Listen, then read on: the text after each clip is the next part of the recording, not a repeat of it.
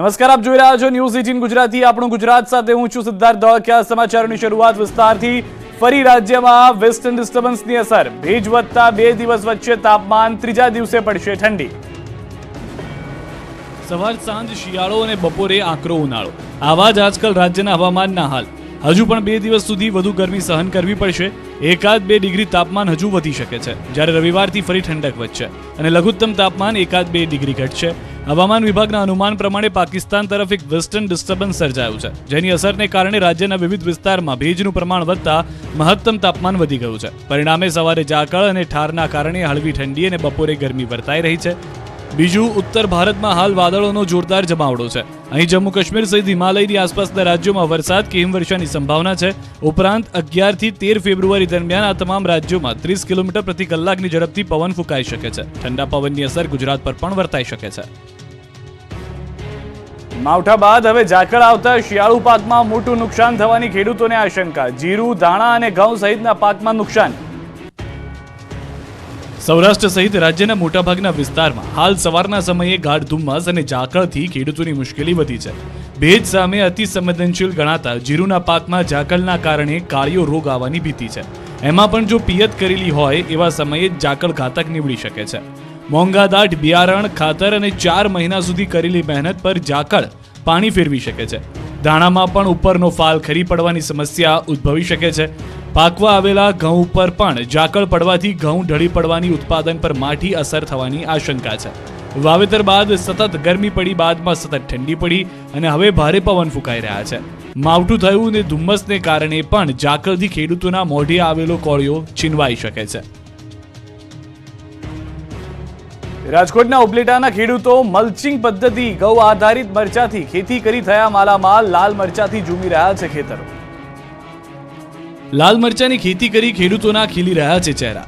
આ દ્રશ્યો છે રાજકોટના ઉપલેટાના નાના એવા પડવાલ ગામના.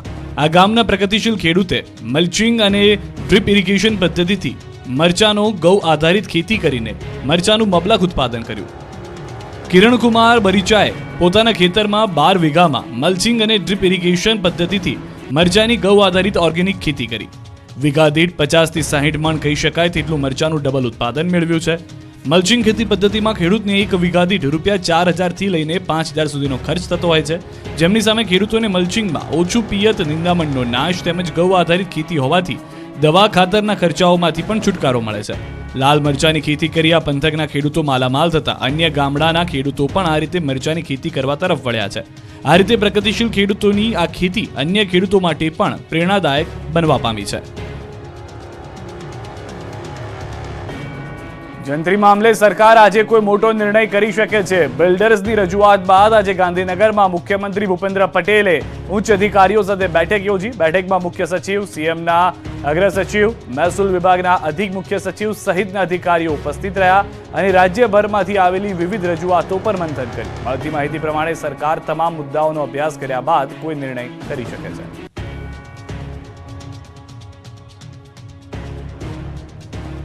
જંત્રી વધારાને લઈને આક્રમક જોવા મળી builder lobby. Superintendent of stamp સાથેની મુલાકાતમાં ઠાલવ્યો રોષ. કહ્યું લોકોને 45 લાખનું ઘર 6 લાખ મોંઘું પડશે. નવી જંત્રીનો અમલ 1 મે થી કરવા અને વધારો ધીમે ધીમે કરવા માંગ કરી.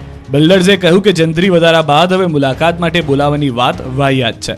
મુલાકાત બાદ અગ્રણી બિલ્ડર્સે કહ્યું કે જંત્રીમાં વધારો જાહેર કરી દીધા બાદ વૈજ્ઞાનિક રીતે જંત્રીના દર કઈ રીતે નક્કી કરી શકાય એ અંગે સૂચનો અમારી પાસેથી મંગાવવામાં આવી રહ્યા છે, જે અત્યંત વાહિયાત બાત છે. ક્રેડાઈ અમદાવાદના પ્રમુખ તેજસ જોશીએ કહ્યું કે અચાનક જંત્રી વધારવાથી સામાન્ય નાગરિકોને ખૂબ હાલાકી પડી રહી છે. પેડ, FSI, NA સહિતના મૂંઝવતા પ્રશ્નોને લઈને બિલ્ડર્સ એસોસિએશને સુપ્રિન્ટેન્ડન્ટ ઓફ સ્ટેમ્પ સાથે વિગતવાર ચર્ચા કરી અને સમસ્યાનું યોગ્ય સમાધાન લાવવા રજૂઆત કરી. બિલ્ડર્સનું કહેવું છે કે સામાન્ય વ્યક્તિએ જો 45 લાખનું મકાન ખરીદ્યું હોય તો જંત્રી વધારાના કારણે હવે તેના 51 લાખ થઈ ગયા છે.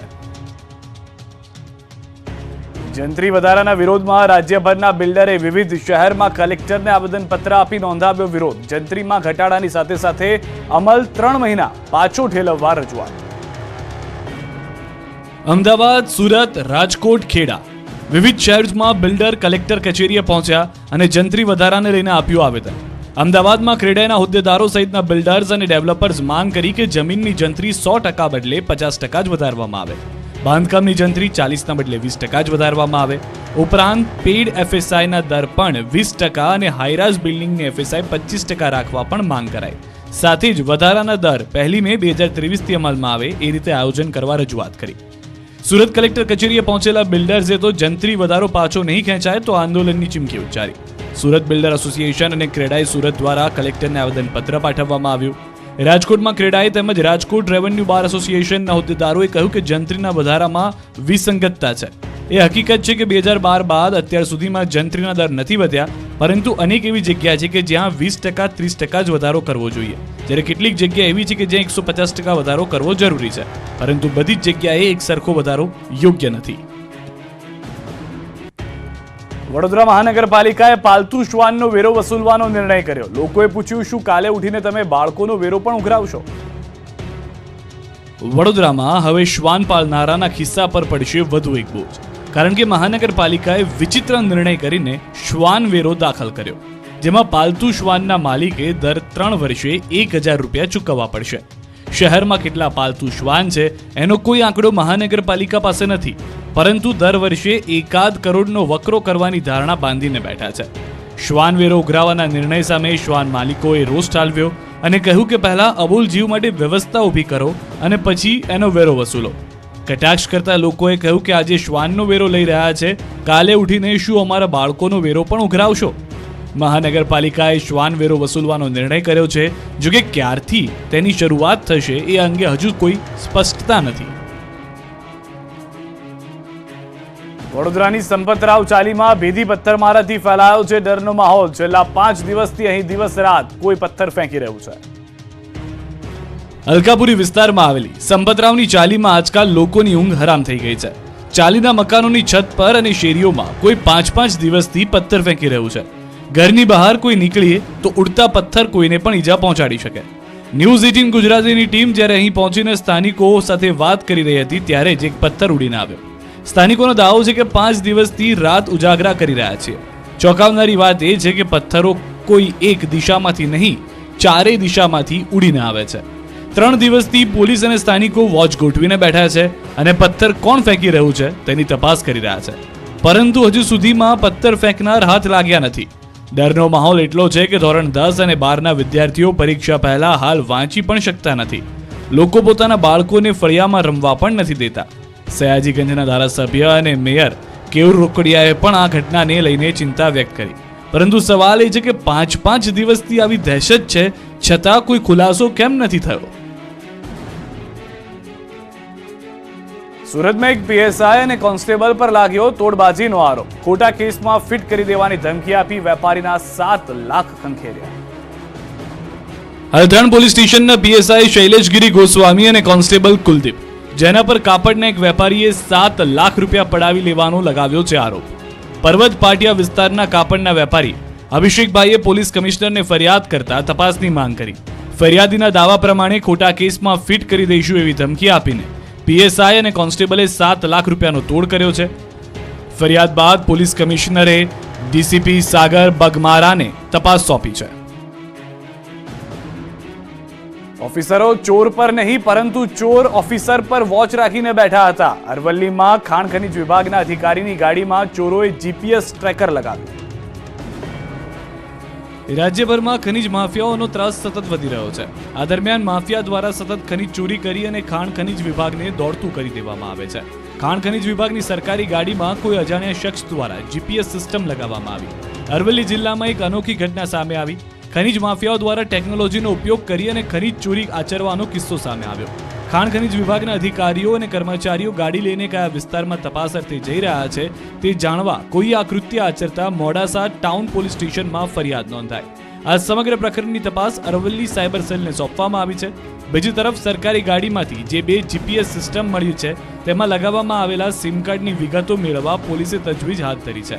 આ અંગે મોડાસા ટાઉન PI DK વાઘેલાએ જણાવ્યું હતું કે GPSમાંથી મળી આવેલા સિમ કાર્ડની વિગતો મેળવવા કાર્યવાહી હાથ ધરવામાં આવી છે.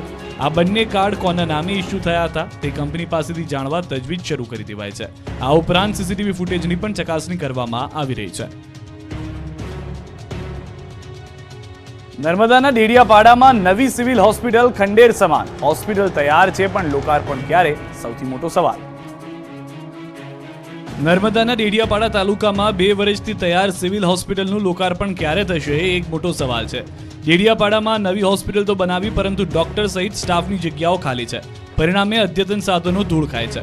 2 માળની અદ્યતન સુવિધાઓ સાથે બનેલ સિવિલ હોસ્પિટલના લોકાર્પણ માટે જાણે તંત્રને કોઈ શુભ મુહૂર્ત ન મળતું હોય એવું લાગી રહ્યું છે.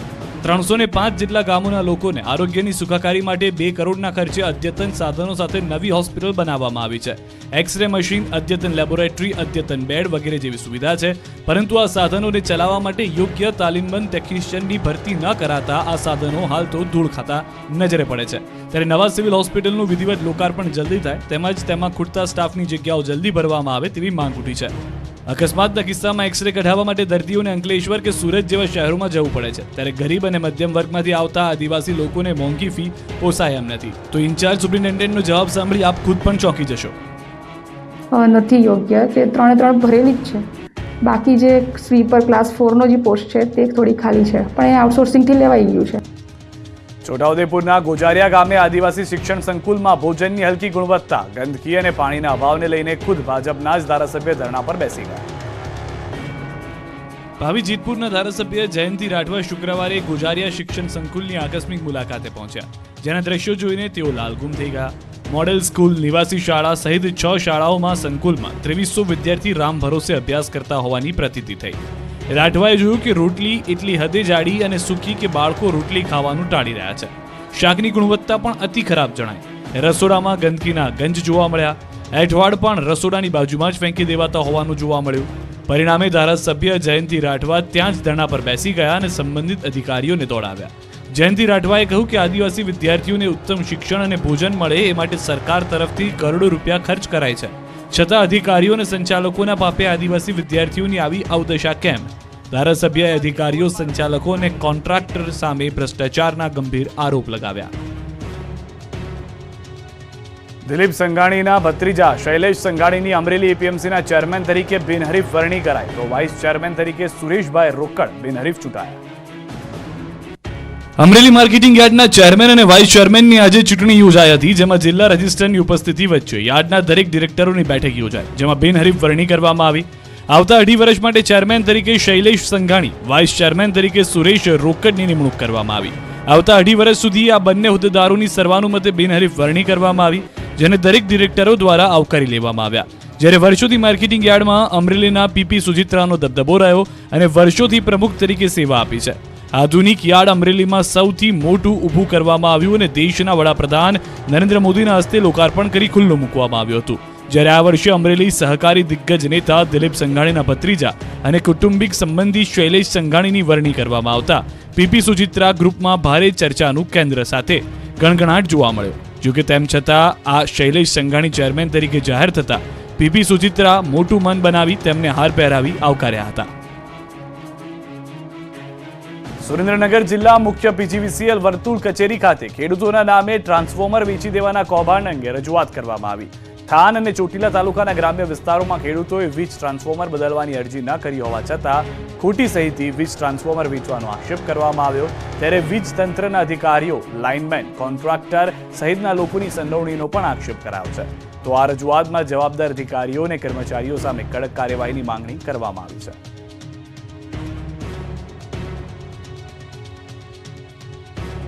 લોક સાહિત્યકાર અને મારામારી કેસના આરોપી દેવાયત કવડની વચગાળાના જામીન માંગતી અરજી રદ, રેગ્યુલર જામીન મામલે સોમવારે સુનાવણી. મારામારીના કેસમાં 2 મહિનાથી જેલની હવા ખાઈ રહેલા દેવાયત કવડના જેલમાંથી છૂટવાના યોગ હજુ નથી સર્જાયા. રાજકોટ સેશન્સ કોર્ટે 25 દિવસના વચગાળાના જામીન માંગતી દેવાયત કવડની અરજી રદ કરી. મહાશિવરાત્રી અને લગ્ન પ્રસંગમાં સ્ટેજ કાર્યક્રમ હોવાથી કવડે 25 દિવસના જામીન માંગ્યા હતા. જોકે કોર્ટે પોલીસનો અભિપ્રાય માંગ્યા બાદ વચગાળાની જામીન અરજી રદ કરી છે. જોકે કાયમી જામીન મુદ્દે હજુ સોમવારે સુનાવણી હાથ ધરાશે. ડિસેમ્બરમાં દેવાયત કવડે રાજકોટ શહેરના સર્વેશ્વર ચોક નજીક મયુરસિંહ રાણા નામના યુવાન પર હુમલો કર્યો હતો. હુમલો કર્યા બાદ ભૂગર્ભમાં ઉતરી ગયેલા દેવાયત કવડ 10 દિવસ બાદ રાજકોટ ક્રાઇમ બ્રાન્ચમાં હાજર થયા હતા. ત્યારબાદથી તેઓ જામીન માટે કોર્ટના દરવાજા ખટખટાવી રહ્યા છે. સામાન્ય વેપારીઓ માટે ધંધો કરવો જાણે કે જીવનનું જોખમ બની ગયું છે. સુરતના વેપારીની દુકાને આવી ગુંડા હપ્તા માંગી રહ્યા છે. લિંબાયતમાં હાર્ડવેર અને કલરનું વેચાણ કરતા દુકાનદારને ત્યાં પહોંચીને હાસિમ સિદ્દીકીએ ખુલ્લી ધમકી આપી. ધંધા કરના હૈ તો હર મહિને 15,000 દેના પડેગા. આવી ધમકી આપી હાસિબ અને તેના 4-5 સાગરીતોએ હપ્તાની પઠાણી ઉઘરાણી કરી. વેપારીનો આરોપ છે કે આતંક મચાવનાર હાસિમે અપશબ્દો બોલીને મારી નાખવાની ગંભીર ધમકી પણ આપી. ધમકીથી ડરી ગયેલા વેપારીએ 15,000 આપી દીધા. બાદ પણ વારંવાર હાસિમ અને તેના માણસો પરેશાન કરતા હોવાથી વેપારીએ પોલીસ ફરિયાદ કરી. પોલીસ ફરિયાદ બાદ પણ ગુંડા તત્વો રંજાડ કરી રહ્યા છે. આથી વેપારીને પોલીસે પ્રોટેક્શન આપ્યું છે. માથાભારે હાસિમ સિદ્દીકી સામે પોલીસ ચોપડે ખંડણી ઉઘરાવવા અને ધમકી આપવા સહિત અનેક ગંભીર ગુના નોંધાયેલા છે. પોલીસે આ મામલો ગુનો નોંધી હાસિમની શોધખોળ શરૂ કરી છે.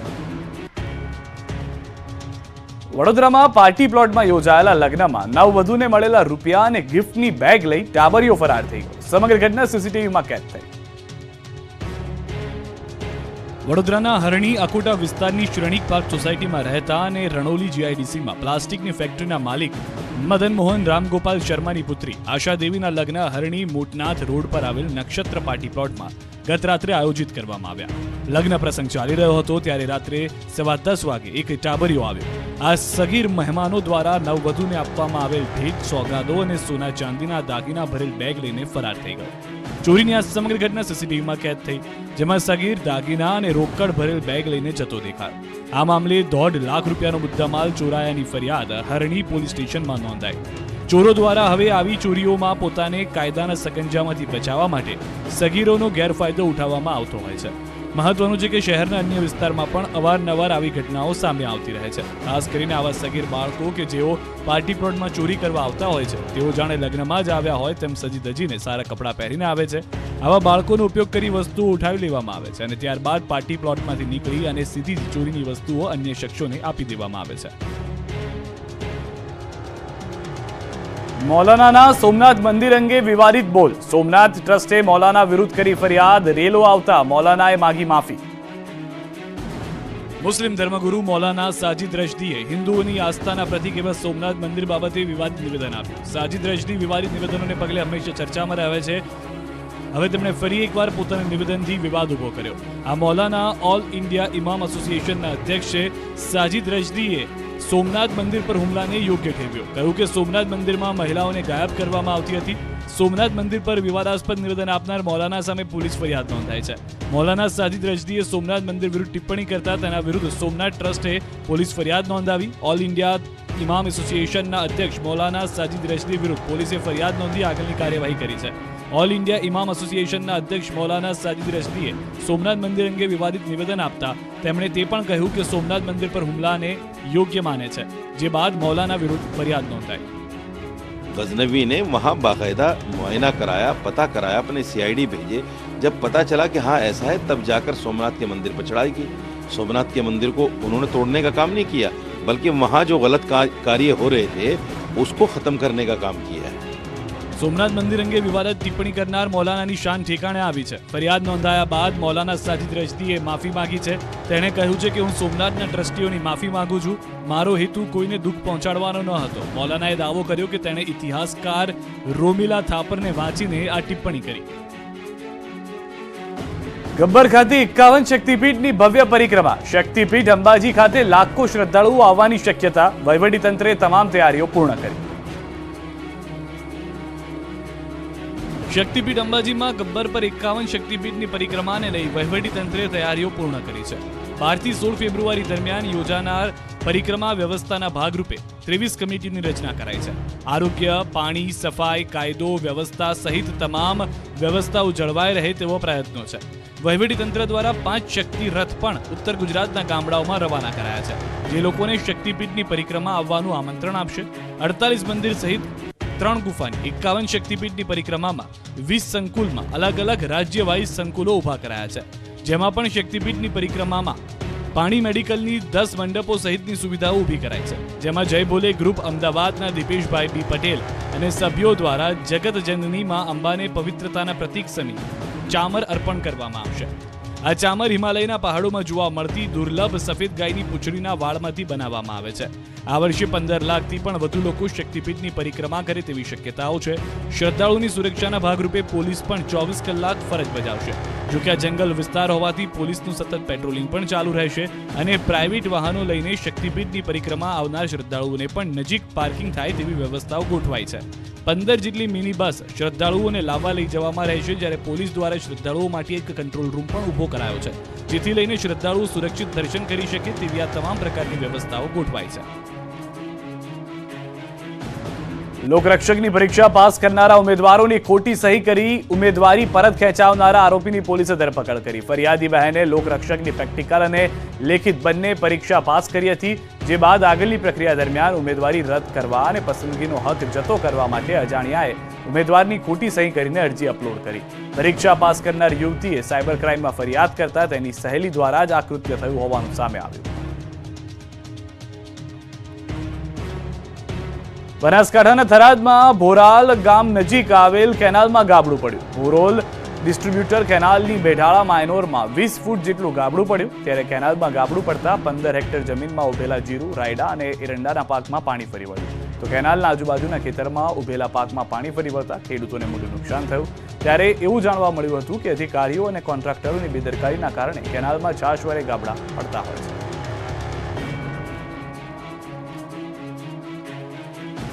ભરૂચમાં શાળાનો સ્લેબ તૂટતા વિદ્યાર્થીઓ ઘાયલ થયા. નેત્રંગના મુરિયાણાની નવરંગ વિદ્યા મંદિર શાળાની આ ઘટના છે, જ્યાં સ્લેબ તૂટતા 6 થી વધુ વિદ્યાર્થીઓને ઈજા પહોંચી.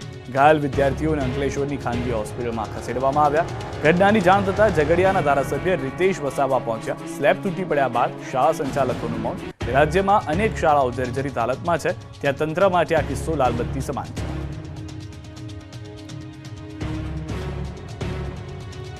આણંદ જિલ્લાની કરમસદ રેલવે પ્રાથમિક શાળા કે જ્યાં 380 થી વધુ વિદ્યાર્થીઓ અભ્યાસ કરે છે, અહીં ધોરણ 1 થી 8 નો અભ્યાસ કરાવવામાં આવે છે, પરંતુ અહીં માત્ર 5 જ ઓરડા આવેલા છે અને એ પણ જર્જરિત હાલતમાં છે, જેથી અહીં પાળી સિસ્ટમ ચાલુ કરવામાં આવી છે.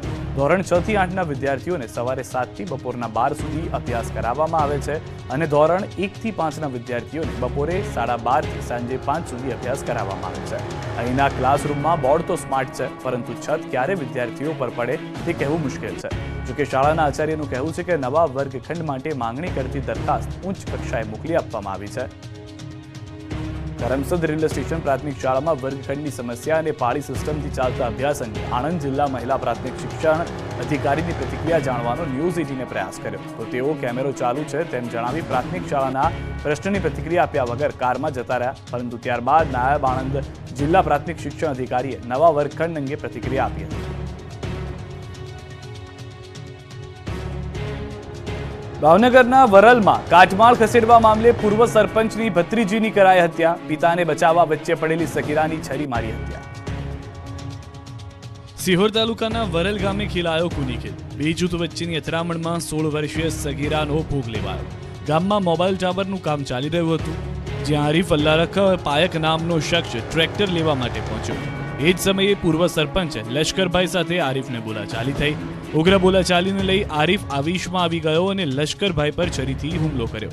આથી બચવા માટે તેમના ભાઈ જગદીશભાઈ બારૈયાની દીકરી કાકાને બચાવવા માટે વચ્ચે પડી અને છરીનો ઘા વાગતા ઢળી પડી.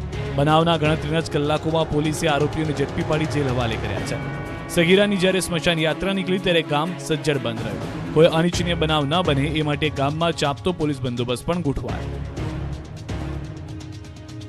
ગાંધીનગર મહાનગરપાલિકાની સામાન્ય સભા બની તોફાની. કોંગ્રેસ કોર્પોરેટરે વેરા વધારા મુદ્દે મચાવ્યો હોબાળો. આ દ્રશ્યો ગાંધીનગર મહાનગરપાલિકાના છે, જ્યાં કોંગ્રેસના કોર્પોરેટર અંકિત બારોટે પોસ્ટર સાથે વેરા વધારવાનો વિરોધ કર્યો. કમિશનર દ્વારા સૂચવાયેલા વેરામાં સત્તાધીશોએ માત્ર આંશિક ઘટાડો કરતા કોંગ્રેસના સભ્ય વિફર્યા અને મિલકત વેરામાં સૂચવાયેલો વધારો સંપૂર્ણ રદ કરવાની માંગ કરી. કોંગ્રેસે આરોપ લગાવ્યો કે વેરામાં 150% વધારો સૂચવાયો, જ્યારે નવા વિસ્તારમાં કોઈ સુવિધા જ ઊભી નથી કરાઈ. તેમ છતાં આટલો તોતિંગ વેરો કેમ વસૂલાય છે? હોબાળા વચ્ચે સામાન્ય સભામાં કમિશનરે સૂચવેલા વેરામાં આંશિક ઘટાડો કરી દેવાયો. રહેણાંક વિસ્તારનો સૂચિત વેરા વધારો ₹5 હતો, તે ઘટાડીને ₹1.25 પ્રતિ ચોરસ મીટર કરી દેવાયો. બોટાદથી મહત્વના સમાચાર. યુવાનની હત્યાના આરોપી ઝડપાયા છે. ઢાકણિયા ગામે કરાઈ હતી યુવાનની હત્યા. પોલીસે 6 આરોપીઓની કરી છે ધરપકડ. પોલીસે આરોપીઓનું સરઘસ પણ કાઢ્યું હોવાની જાણકારી.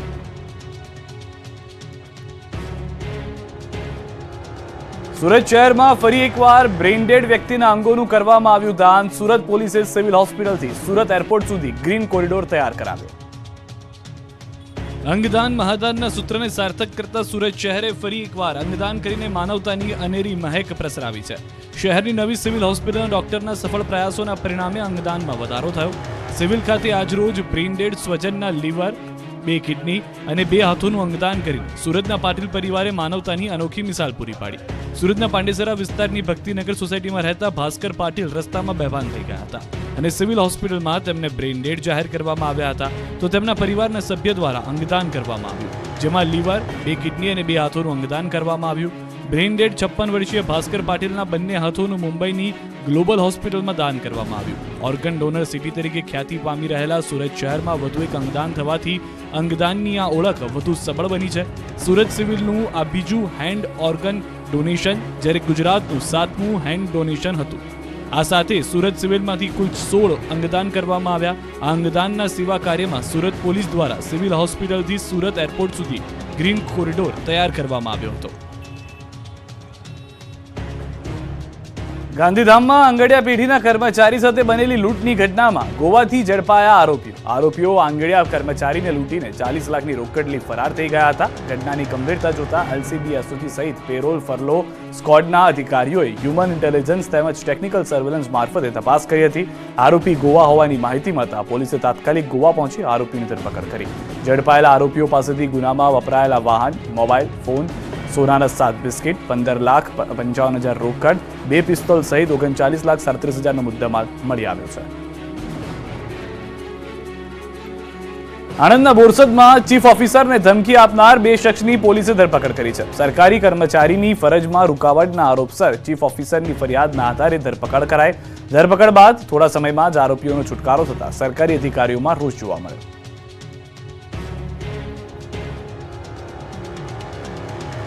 બનાસકાંઠાના દિયોદરમાંથી પસાર થતા ભારતમાલા પ્રોજેક્ટનો ખેડૂતોએ વિરોધ કર્યો. જિલ્લાના અનેક ગામડામાંથી હાઈવે પસાર થાય છે. કોઈ પણ જાણ કર્યા વગર પ્રોજેક્ટના અધિકારીઓ દ્વારા સર્વેની કામગીરી શરૂ કરી હોવાનો ખેડૂતોએ લગાવ્યો આરોપ.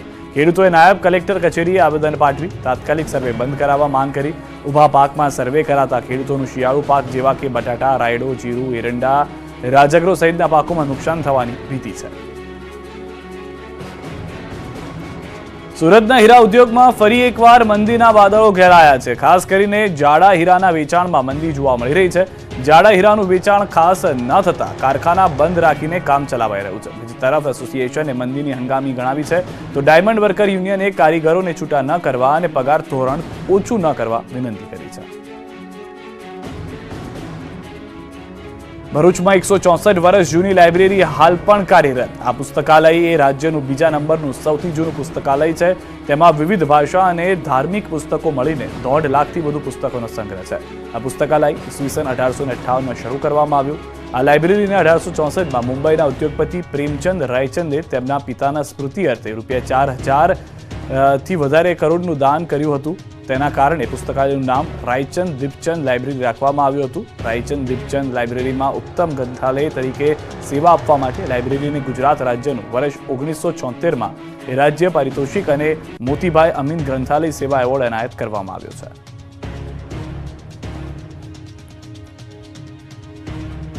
સુરતમાં છેતરપિંડીના નાસ્તા ફરતા આરોપીને પોલીસે દિલ્હીથી ઝડપી પાડ્યો છે. ડિંડોલી પોલીસે દિલ્હીથી જીતેન્દ્ર શાહુની ઝડપી પાડી ગતરોજ દિલ્હીથી ડિંડોલી લઈ આવ્યા હતા.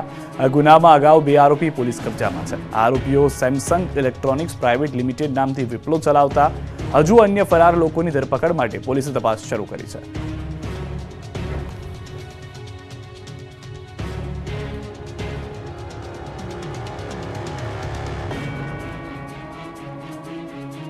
આપણું ગુજરાતમાં અત્યારે બસ આટલું. દેશ પ્રદેશની તમામ ખબરો માટે આપ જોડાયેલા રહો ન્યૂઝ 18 ગુજરાતી સાથે.